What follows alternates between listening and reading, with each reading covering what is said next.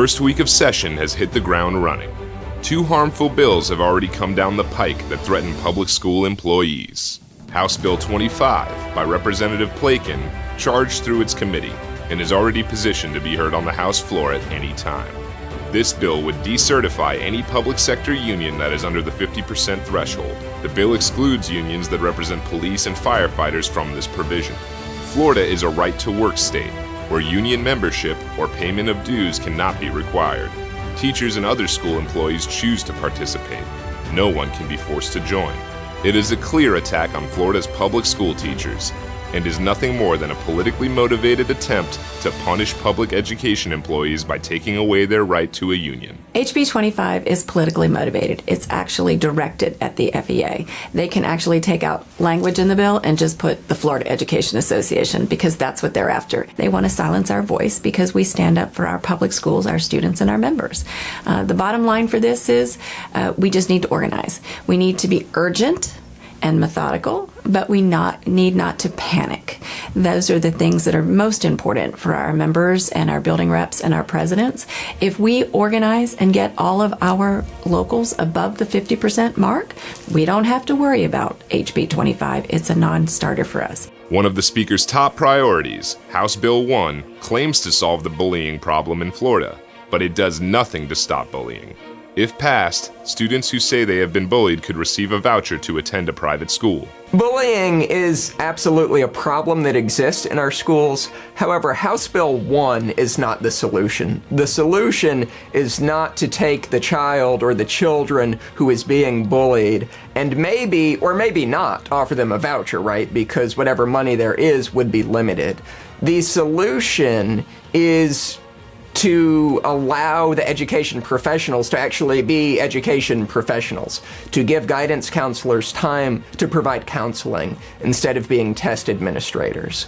The solution also deals with funding things that will actually help to solve bullying by teaching students to be upstanders instead of bystanders, to fund conflict resolution, to fund bullying prevention.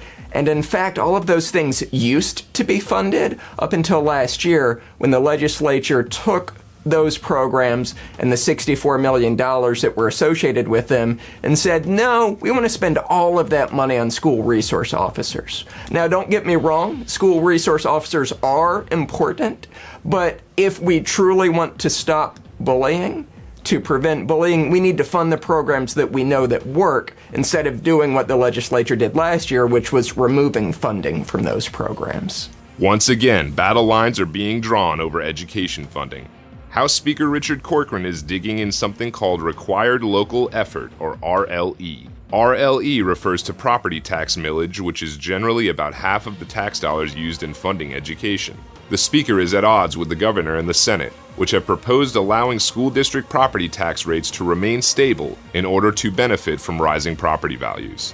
Even with recouping the tax generated by rising property values, the needs of our students and schools is greater than what's on the table. Particularly, their large and growing district tries to keep up with the pace of enrollment. Speaker Corcoran, once again, has not made education a priority in the state of Florida.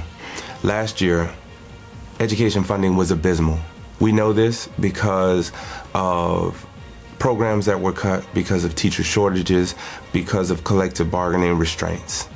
This year is another indicator that Speaker Corcoran is not giving the priority to public education and to our public schools. We will continue to fight for adequate funding. We will continue to fight for the working conditions of all of our members. We will continue to fight for our students, because that is what's going to help our state. That is the economic engine of the state of Florida. As always, the FEA is prepared to bring the fight to the Capitol for all public school employees. This year, we are celebrating the 50th anniversary of the statewide walkout.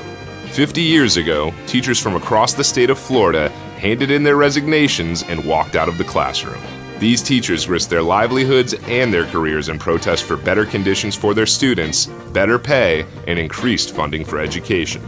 Their courage gave us duty-free lunch, planning periods, paid holidays, health coverage, the right to collective bargaining, and so much more. Our theme for the year ahead is Be There. To commemorate these brave women and men, we are asking our members to pledge to be there for their students, their schools, and their state. Join us in our pledge and tune in next week as we continue the fight.